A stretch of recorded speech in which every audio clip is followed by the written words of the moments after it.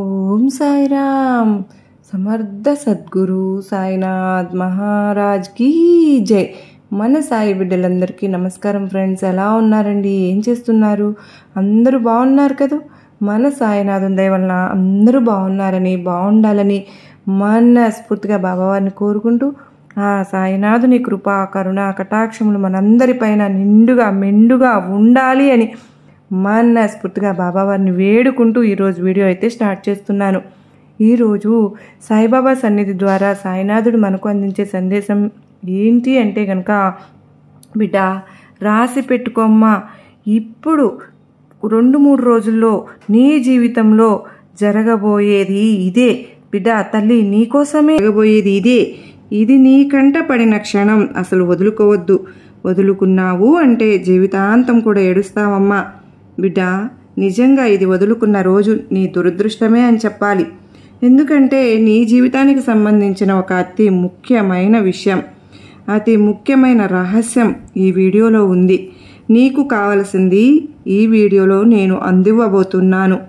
నువ్వు ఈ క్షణం ఏమి కోరుకుంటున్నావో, నీ మనసు ఏమి కోరుకుంటుందో, నువ్వు ఎలాంటి పరిస్థితుల్లో ఉన్నావో, నీకు ప్రస్తుతానికి ఏమి కావాలో అది అందివ్వబోతున్నాను.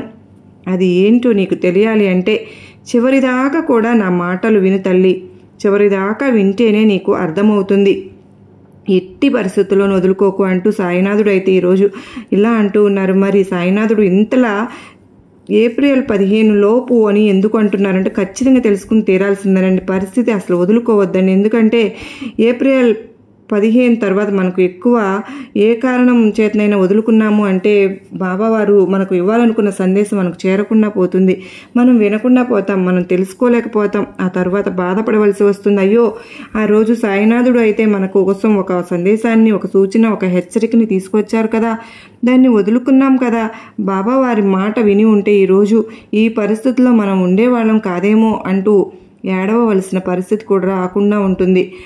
కనుక ఈ వీడియో మీకు కంటపడిన క్షణమే వదులుకోకుండా చూడడానికైతే ప్రయత్నించండి. ఇక సాయినాథుని సందేశం వినబోయే ముందు మనకు తెలిసినటువంటి అంటే బాబా భక్తులండి, అసలు తను చాలా సమస్యల్లో ఒక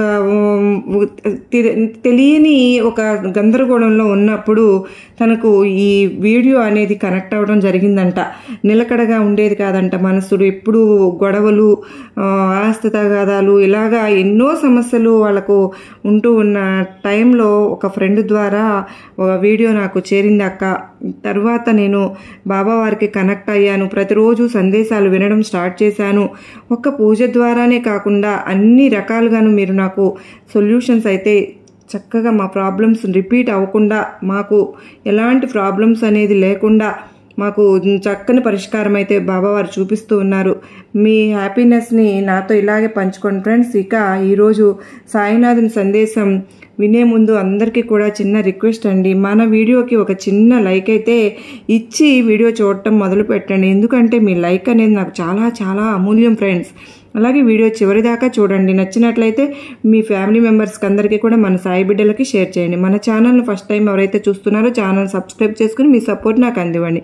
ఇక నా సాయినాథుని సందేశం వినడానికి వస్తే కనుక, బిడ్డ ఈ 2025 ఏప్రిల్ 15వ తారీఖు లోపు నీ జీవితంలో జరగబోయేది ఇదే. రాసి పెట్టుకో బిడ్డ. నీ సాయి ఇచ్చాడు అంటే మాట, దాన్ని ఎప్పటికీ నీ సాయి మాట తప్పదు. సాయి మాట పొల్లుపోదు. మరి నీ జీవితంలో ఈ నెల 15వ తారీఖు లోపు ఏం జరగబోతుంది, ఏం జరగనుందని తెలుసుకోవాలని ఉందా బిడ్డ? చాలా ఆతృతగా, ఆరాటంగా, కుతూహలంగా ఉంది కదూ. అయితే సరేనమ్మా, చెప్తాను, జాగ్రత్తగా నువ్వు వింటావు కదూ బిడ్డ. ఇంతకు ముందు అంతా కూడా ఎంతో బాధతో, కష్టాలతో, కన్నీళ్లతో గడిపేశావు కదూ. మరి ఈ ఏప్రిల్ 15 లోపు నీ జీవితంలో ఎలాంటి అద్భుతం జరగబోతుంది? లేకపోతే నువ్వు బాధపడే సంఘటనలు ఎదురవుతున్నాయా? నీకు కష్టం కలిగించే ఘటనలు ఏమైనా జరుగుతున్నాయా? తప్పకుండా నువ్వు విని తీరాల్సిందే తల్లి.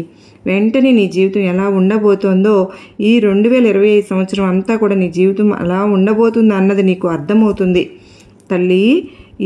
అలా అడుగుతున్నావు కదా బిడ్డ. బాబా తినడానికి తిండి లేదు, ఉండడానికి ఇల్లు లేదు, ఖర్చులకు డబ్బులు కూడా మాకు ఇబ్బందిగా ఉంది. కష్టం వచ్చింది అంటే ఎంత కష్టం అంటే మామూలు కష్టం కాదు తండ్రి. ఈరోజు నేను ఇంత కష్టంలో ఉన్నాను కదా నా అని చెప్పుకునే వాళ్ళు కూడా నాకు కరువయ్యారు బాబా. డబ్బు సహాయం కానీ మాట సహాయం కానీ చేసేవారు కూడా ఈరోజు లేరు. ఇంత విశాలమైన ఈ ప్రపంచంలో నేను ఒంటరిదాన్ని అయిపోయాను. నాకు తెలిసి నేను బాగా బతికినప్పుడు అందరికీ మంచి చేశాను, పేదవారికి దాన ధర్మాలు చేశాను, ఆకలితో ఉన్నవారికి అన్నం పెట్టి వాళ్ళ ఆకలి తీర్చాను. నా దగ్గర డబ్బులు ఉన్నంతకాలం అందరూ నా చుట్టూనే ఉండేవాళ్ళు. కానీ నా పరిస్థితి చూసి నా చుట్టూ ఉన్న ఈ జనం, నా ఈ పరిస్థితులన్నీ కూడా తారుమారైపోయాయి. ఈ రోజున నేను రోడ్డున పడిపోయాను బాబా. కానీ ఈ సమయంలో నన్ను ఆదుకోవడానికి ఎవ్వరూ ముందుకు రావడం లేదు. ఆఖరకు నా దగ్గర సహాయం పొందిన వారు కూడా తీసుకున్నవారు కూడా నన్ను చూసి ముఖం చాటేస్తున్నారు. నిజం చెప్పాలి అంటే బిచ్చం ఎత్తుకుని బతకడం తప్ప ఇంకా వేరే మార్గమే కనపడడం లేదు బాబా. వేరే వాళ్ళ ముందు చెయ్యి చాపి అడుక్కోవడం తప్ప గతి లేని స్థితికి నేను వచ్చాను. ఆఖరికి ఈరోజు నువ్వు కూడా ఈ పరిస్థితులను చూస్తూ కనీసం జాలి కూడా పడకుండా చూస్తూ మౌనంగా ఉన్నావు తండ్రి. మంచిగా ఉన్నన్నాళ్ళు మంచి పనులు చేసిన వారికి నువ్వు కూడా సహాయం చేయవా తండ్రి? దుష్టులకు దుర్మార్గులకే నీ సహాయం అందుతుందా? నీ సహాయం నువ్వు కూడా చేస్తావా? నాలాంటి వారికి సహాయం చేయవా అంటూ నిలదీసివు కదూ బిడ్డ. నాకు ఇంకా ఎన్నాళ్ళు ఈ కష్టాలు, ఎన్నాళ్ళు బాధలు, నేను ఇంకా ఏం చేశానని బాగా బతకవలసిన వాడిని. ఇవాళ ఈ రోజున తిండి లేదు, చేతిలో చిల్లి గవ్వలేదు, నా అనుకునేవారు కూడా లేరు, ఆదుకునేవారు లేరు. ఎందుకు బాబా నా పరిస్థితి ఇలా అయిపోయింది? నేను ఏం తప్పు చేశానని నాకు మంచి రోజులు రావా? నేను చేసిన ఈ మంచి అంతా ఎటుపోయింది? అందరూ అంటుంటారు కదా మంచి వాళ్ళకే కష్టాలు వస్తాయి అని. అలా మంచి వాళ్ళకే కష్టాలు వస్తే ఇంకా ఈ మంచితనం ఎందుకు బాబా? చెడుదారిలోనే వెళ్ళవచ్చు కదా, ఏ అడ్డదారిలోనైనా నడవచ్చు కదా. మంచితనమే ఎందుకు? నేను మంచిగా నడిచే ఈరోజు ఏం మూట కట్టుకున్నాను? నాకు ఏం ఒరిగింది? ఈరోజు నా దగ్గర నా అన్న వాళ్ళు లేరు, డబ్బు లేదు, ఆస్తి లేదు, అంతస్తు లేదు, తినడానికి తిండి లేదు. అలాంటప్పుడు ఈ మంచితనం ఎందుకు బాబా? మంచికి చేస్తే ఎప్పుడో ఒకరోజు దాని ప్రతిఫలం మళ్ళీ అందుకోవచ్చు అంటారు కదా. మరి నేను ఇంత మంచి చేశాను కదా, ఎక్కడ ఆ ప్రతిఫలం? ఎక్కడ నా కష్టంలో ఉన్నప్పుడు నాకు అందడం లేదే, నాకు దొరకడం లేదే, ఎవరూ నాకు సహాయం చేయడం లేదే. మరి నా సహాయానికి ఎవరూ రానప్పుడు నేను చేసిన మంచి నాకు మళ్ళీ తిరిగి రానప్పుడు ఈ మంచితనం అన్నది ఎందుకు బాబా? నేను కష్టాల్లో ఉన్నాను కదా, కనీసం పలకరించే వాళ్ళు లేరు, కనికరించే వాళ్ళు లేరు. ఇలాంటి దుస్థితి వస్తుంది అంటే మంచితనంలోనే బతకాలా? నలుగురికి సహాయం చేయాలా? మరి నా పరిస్థితి ఇలా ఎందుకుంది బాబా? నాకు, నా కుటుంబానికి, నా మనసుకు వెలుగు అనేది ఎప్పటికి వస్తుంది తండ్రి? ఎప్పటి నుంచో పలకరించే వాళ్ళు లేక నేను మంచితనంలోనే బతకాలన్నా కూడా భయం వేస్తోంది తండ్రి. సహాయం చేయాలి అంటే భయం వేస్తోంది. నిజానికి నలుగురికి ఇచ్చిన నేను ఆ చేతితోనూ ఈరోజు ఒకరి దగ్గర యాచించాలి. అలా యాచించడం తప్ప, లేదా ఏ మోసమో ఏ అన్యాయమో చేసి బ్రతకడం తప్ప ఇప్పుడు నా కళ్ళ ముందు ఇంకొక దారి లేదు తండ్రి. నా మనసులో ఎందుకు ఇలాంటి చెడు ఆలోచనలు వస్తున్నాయి బాబా? నువ్వు కూడా నా కష్టానికి నన్ను వదిలేస్తావా అంటూ నిలదీస్తున్నావు తల్లి. బిడ్డా, ఉన్నాను, అన్నీ చూస్తున్నాను. నువ్వు చేసిన మంచి చూశాను, నువ్వు చేసిన దాన ధర్మాలు చూశాను, ఆకలితో ఉన్నవారికి నువ్వు అన్నం పెట్టడం చూశాను, ఈరోజు నువ్వు కష్టాల్లో పడిన విషయము చూస్తున్నాను, అన్నీ చూస్తున్నాను తల్లి. చూస్తూ ఎందుకు మౌనంగా ఉన్నానో తెలుసా? కొన్ని నీకు అర్థం అవ్వాలి. నీకు అలా అర్థం అవ్వాలంటే ఒక చిన్న కథ రూపంలో చెప్పనా? జాగ్రత్తగా వింటావు కదూ? నీ సాయి ఇచ్చే తీర్పు ఏంటో, నీ సాయి నిర్ణయం ఏంటో నీకు తెలిస్తే నువ్వు ఆశ్చర్యపోతావు. అప్పుడు నిజంగా ఈ మాట నన్ను అడగవు అంటూ సాయినాథుడు ఇలా కథ చెప్పడం మొదలుపెట్టారు ఫ్రెండ్స్. ఒక ఊరిలో ఒక వ్యక్తి తన భార్యతో కలిసి జీవిస్తూ ఉండేవాడు. అతను చాలా పేదవాడు. కూలి పనులు చేసి జీవనం సాగించేవాడు. కొన్ని రోజుల తర్వాత అతని భార్య గర్భవతి అవుతుంది. అది తెలిసి మరికొన్ని రోజుల్లో తనకు బిడ్డ పుట్టబోతున్నాడని అతను ఎంతో సంతోషించాడు. రోజులు గడిచిపోతూ ఉన్నాయి. చివరికి తమకు పుల్లలు పుట్టే రోజు రానే వచ్చింది. తన భార్యను ఒక ఆసుపత్రిలో చేర్పించి సంతోషంగా తనకు అమ్మాయి పుడుతుందా, అబ్బాయి పుడతాడా అని ఆలోచిస్తూ కలలు కంటూ ఉన్నాడు. కానీ ఆ సంతోషం ఎంతోసేపు అతనికి మిగలలేదు. ఎందుకంటే ఏదో మందుల కోసం పక్కకు వెళ్ళిన అతనికి ఒక రోడ్డు ప్రమాదం జరిగి అక్కడికక్కడే చనిపోయాడు. మరొక వైపు అతని భార్యకు ఒక అబ్బాయి పుట్టాడు. ఆ అబ్బాయి ఎంతో అందంగా ఉన్నాడు. భర్త చనిపోయాడు అని తెలియగానే ఆమె గుండె బద్దలైపోయింది. కాళ్ళ కింద భూమి కంపించినట్టుగా అయిపోయింది. భూమి రెండుగా చీలిపోయినట్లుగా అనిపించింది. ఆకాశం విరిగి నెత్తి మీద పడ్డట్టు అనిపించింది. ఇప్పుడు ఆమెకు కొడుకు పుట్టాడని ఆనందపడాలా, భర్త చనిపోయాడని బాధపడాలా, అసలు అర్థమే కావడం లేదు. తన భర్త లేకుండా తన బిడ్డను ఎలా పెంచాలో అని తను చాలా బాధపడింది. తను భర్త లేని జీవితాన్ని ఊహించుకోలేకపోతోంది. ఒక్కసారి తను కూడా చనిపోదామా అని అనుకుంది. కానీ తన బాబు గుర్తొచ్చి మళ్ళీ ఆగిపోయింది. ఇక బాబును చూడగానే ధైర్యం తెచ్చుకుంది. ఎలాగోలా కష్టపడి తన బాబునైనా మంచిగా పెంచుకోవాలి, వాడినైనా మంచిగా చదివించి మాలాగా పేదరికంలో ఉండకుండా బాగా చదివించుకుని మంచి స్థితిలో వాడిని ఉండేలా చేయాలి అని అనుకుంటుంది. వేరే వాళ్ళ ఇళ్లల్లో తనకు చేతనైన పని చేసుకుంటూ ఇంటి పనులు, పాచి పనులు చేసుకుంటూ కష్టపడి తన బిడ్డను పెంచుకుంటుంది. ఆ పిల్లవాడికి 4వ సంవత్సరం వచ్చే నాటికి వాడిని ఒక స్కూల్లో చేర్పిస్తుంది. కష్టపడి పనిచేసేవాడికి లక్ష్యం దగ్గర అవుతుంది అని ఆమె భావిస్తుంది. ఎంతో కష్టపడి తన కొడుకును చదివిస్తోంది. అయితే ఆ పిల్లవాడికి 11 సంవత్సరాలు వచ్చిన తర్వాత ఆమెకు ఆరోగ్యం దెబ్బతింటుంది. అదేదో చిన్న ఆరోగ్యం అని ఆమె అనుకున్నప్పటికీ మరికొద్ది రోజుల్లో ఆమె ఆరోగ్యం క్షీణించింది. ఆమెను చూసి ఆ కొడుకు చాలా భయపడ్డాడు. అమ్మా, నువ్వు భయపడకు, నేను ఉన్నాను.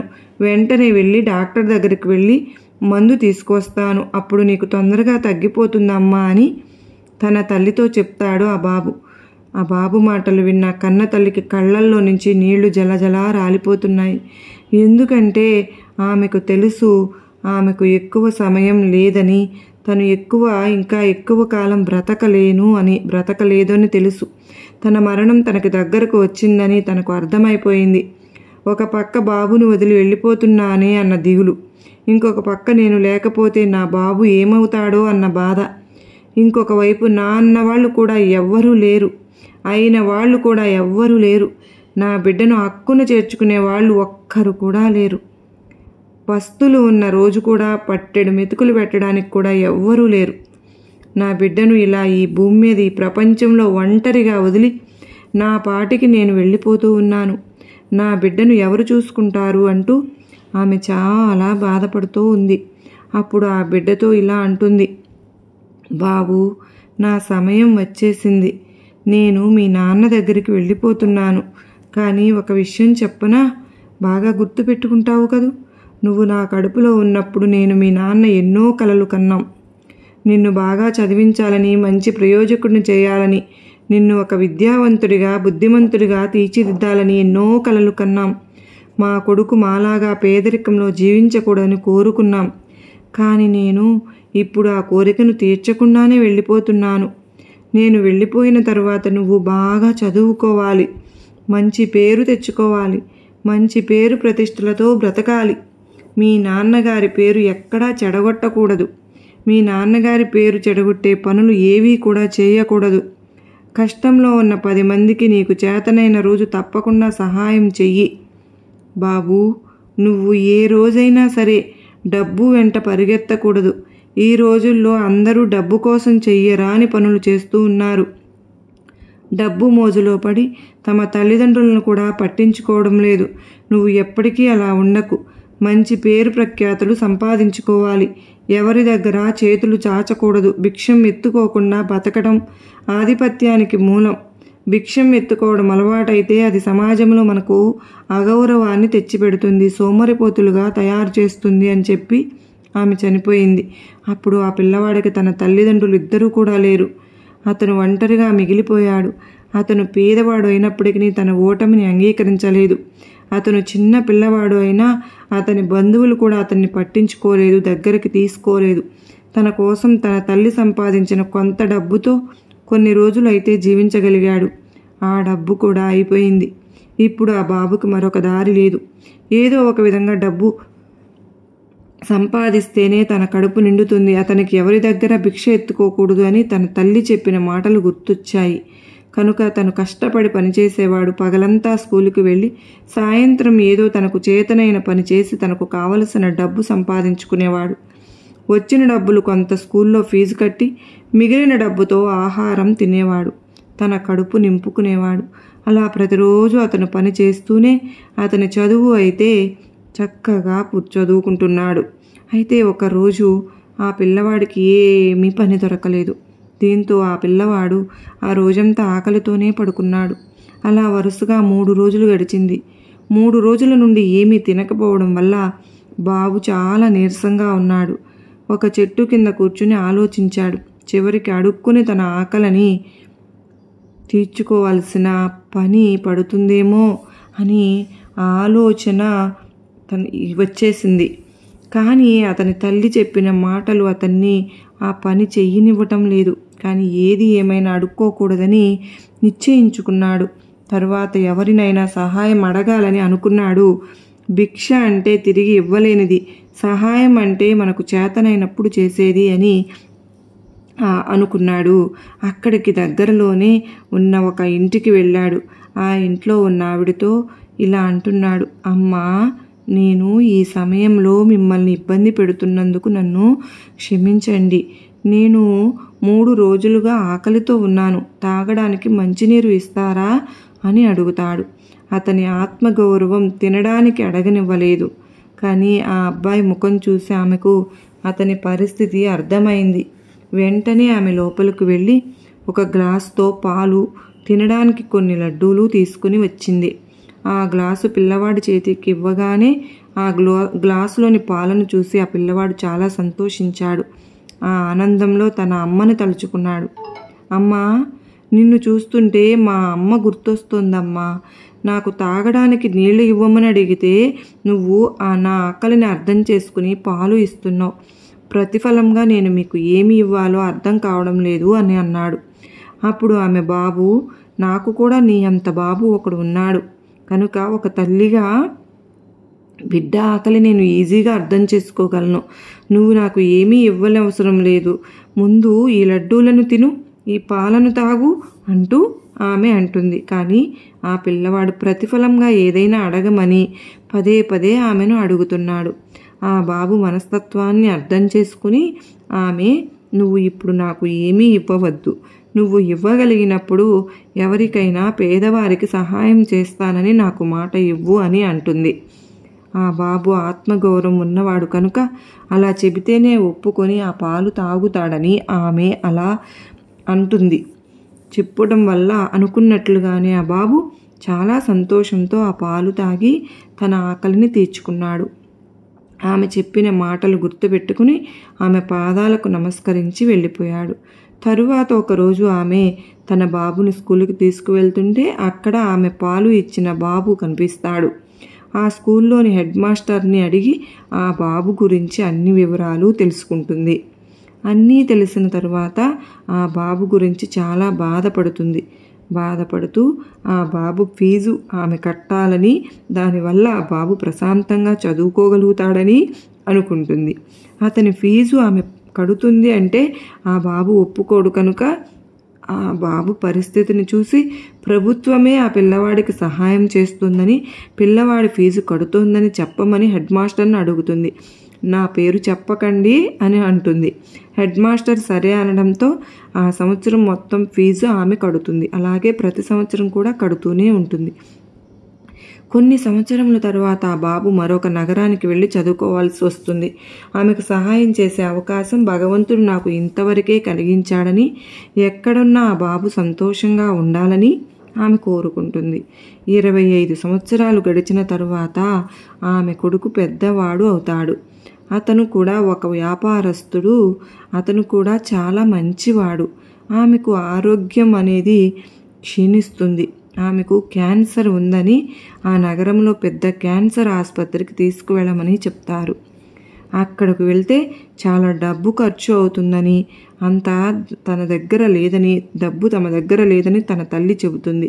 కానీ ఆ కొడుకు మాత్రం ఉన్న ఆస్తినంతా అమ్ముకుని అయినా సరే నిన్ను బతికించుకుంటానమ్మా, నువ్వు నాకు కావాలి అమ్మా, నిన్ను డబ్బు కోసం పోగొట్టుకుంటానా, నువ్వు నా ప్రాణం, నేను డబ్బు లేకపోయినా బ్రతకగలను, నువ్వు లేకుండా బ్రతకగలనా, నాకు నువ్వు కావాలి అమ్మా, ఆస్తి పోతే నేను మళ్ళీ సంపాదించుకోగలను, కానీ అమ్మను కోల్పోతే మళ్ళీ తిరిగి పొందగలనా, మళ్ళీ అమ్మను తెచ్చుకోగలనా అని అంటాడు ఆ కొడుకు మాటలు విన్న ఆ తరువాత వాళ్ళ అమ్మ కళ్ళల్లో నీళ్లు రాలిపోతూ ఉంటాయి. ఇక వాళ్ళ అమ్మని ఆసుపత్రికి తీసుకువెళ్ళాడు. అక్కడ అడ్మిట్ చేశాడు. కొద్ది రోజులు గడిచిన తర్వాత క్యాన్సర్ పూర్తిగా ఆమెకు తగ్గిపోయింది. ఆమెకు ఒక పెద్ద డాక్టర్ వైద్యం చేశాడు. ఆ ఆసుపత్రిలో ఉన్నన్ని రోజులు కూడా ఆ డాక్టర్ ప్రతిరోజు వచ్చి ఆమెతో 2-3 గంటలు మాట్లాడేవాడు. ఎంతో బిజీగా ఉండే ఆ డాక్టర్ తన కోసం ప్రతిరోజు కూడా అంతసేపు మాట్లాడడం అనేది ఆమెకు ఆశ్చర్యానికి గురిచేసేది. పూర్తిగా క్యాన్సర్ కూడా తగ్గిపోయింది. అయినా అంత మంచి మనసున్న ఆమెకు క్యాన్సర్ తగ్గిపోకుండా ఎందుకుంటుంది చెప్పండి? భగవంతుడు ఆమెకు దీర్ఘాయువు ప్రసాదించకుండా, ఆమె ఆయుష్ని పెంచకుండా ఉంటాడా? మంచివారికి ప్రస్తుతానికి కష్టాలు వస్తాయేమో, అవి జీవితకాలం ఎప్పుడూ కూడా ఉంచడు భగవంతుడు. అందుకే మంచితనం ఉండాలి అంటారు. ఆమె మంచితనమే భగవంతుడు ఆశీస్సులు కలిపి ఆమెకు నిండు 100 ఏళ్ళు ఆయుష్ను ఇచ్చేశాయి. దానికి తోడు ఈ డాక్టర్ కూడా తన వంతు ప్రయత్నం తాను చేశాడు. ఇక ఆమె పూర్తిగా ఆరోగ్యవంతురాలుగా అయ్యింది. డిశ్చార్జ్ అయ్యే రోజు, ఫీజు కట్టాల్సిన రోజు రానే వచ్చింది.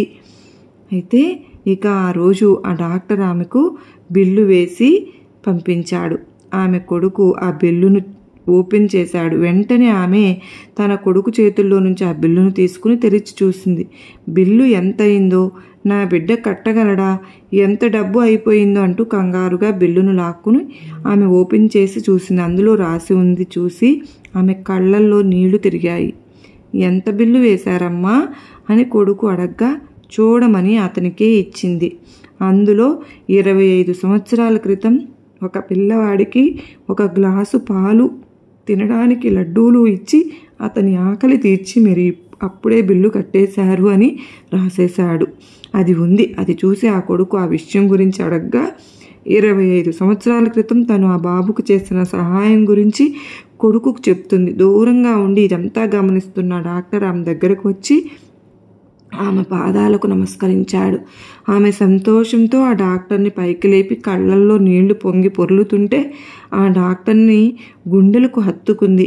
ఆసుపత్రిలో ఉన్న వారందరూ కూడా వాళ్ళిద్దరిని చూసి చాలా సంతోషించారు అంటూ బాబా వారు ఇలా కథ చెప్పడం ఆపారు. ఫ్రెండ్స్, మరి ఈ కథ ద్వారా సాయినాథుడు మనకు ఏమి సందేశం ఇవ్వాలని చూస్తున్నారు? తల్లి, ఇప్పుడు నేను చెప్పబోయే ఈ 4 విషయాలను ఎప్పుడూ కూడా గుర్తుపెట్టుకోమ్మా అన్నావు కదా. మంచి వారికి ఎప్పుడూ కష్టాలేనా? ముంచేవారికే మంచి రోజులా?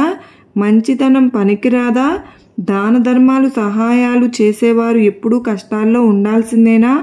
వారి సహాయానికి ఎవ్వరూ రారా అంటూ నన్ను నిలదీశావు కదా. నువ్వు నన్ను అడిగిన ప్రశ్నలన్నింటికీ ఈ కథలో సమాధానం దొరికిందని అనుకుంటున్నాను తల్లి. నువ్వు ఈరోజు మంచి అన్నది చేస్తే అది నీకు 40-50 సంవత్సరాల తర్వాత అయినా సరే ఆ మంచి అన్నది తిరిగి నీ దగ్గరికి వస్తుంది. ఎందుకు అని అంటే కర్మ అన్నది మనం అనుభవించక తప్పదు. అది మంచి కర్మ అయినా చెడు కర్మ అయినా మనం ఈరోజు మంచి చేస్తే ఏదో ఒక రోజు మనకు మంచే తిరిగి వస్తుంది. మనం ఈరోజు చెడు చేస్తే ఏదో ఓ రోజు అది చెడే మనకు తిరిగి వస్తుంది. మరి నా కష్టాల్లో బాధల్లో నాకు ఎవ్వరూ రావటం లేదు, ఇంత సహాయం చేయడం లేదు, చెయ్యి చాచి బతకడం తప్ప, బిచ్చం ఎత్తుకోవడం తప్ప ఇంకొక దారి లేదు అంటూ మాట్లాడేవు కదా. చూసావా, చిన్న పిల్లవాడికి ఉన్న ఆత్మాభిమానం కూడా నీకు లేదా? ఒక్కరి మీద ఆధారపడతావా? ప్రస్తుతానికి నీకు కష్టం రావచ్చు, నీ పరిస్థితి బాగోలేకపోవచ్చు. ఇది నీకు ఒక పరీక్షాకాలం. నువ్వు ఈ పరీక్షాకాలాన్ని ఎలా ఎదుర్కొంటావు, ఎలా భరిస్తావు అన్నది నీకు ఇది ఒక పరీక్ష. ఈ పరీక్షలో గనుక నువ్వు ఇలాంటి బలహీనమైనటువంటి ఆలోచనలు, చెడు ఆలోచనలు చేయకుండా నువ్వు నీలాగే ఉన్నావు అంటే నువ్వు మహారాజువే. అంతేకాదమ్మా బిడ్డా, నేను నీకు ఒక 4 విషయాలు చెప్తాను, జాగ్రత్తగా గుర్తుపెట్టుకో. నీ జీవితం ఎప్పుడు కూడా అద్భుతంగా ఉంటుంది. కష్టం అన్నది నీ దాకా కూడా రాదు. ఎప్పటికీ కూడా గౌరవంతో జీవిస్తావు. ఇందులో మొదటిది, ప్రతి వ్యక్తి తన జీవితంలో వచ్చే మార్పులను చూసి కుంగిపోకూడదు. ఏమి జరిగినా కూడా ఇదంతా తన మంచికే అని భావించి ఆ మార్పులను స్వీకరించాలి. ఆ మార్పుల వల్ల తన జీవితంలో వచ్చే కష్టాలను ఎదుర్కోవడం వల్ల మనిషి వాటి వల్ల ఎన్నో విషయాలను నేర్చుకుంటాడు. ఇక రెండవది, చీకటి ఎంత దట్టమైన ఒక దీపం దాన్ని చెరిపివేస్తుంది. అదేవిధంగా ఒక మనిషి తన జీవితంలో ఏర్పడిన చీకటి తన జ్ఞానం అనే దీపంతో చెరిపేసి ముందుకు సాగాలి.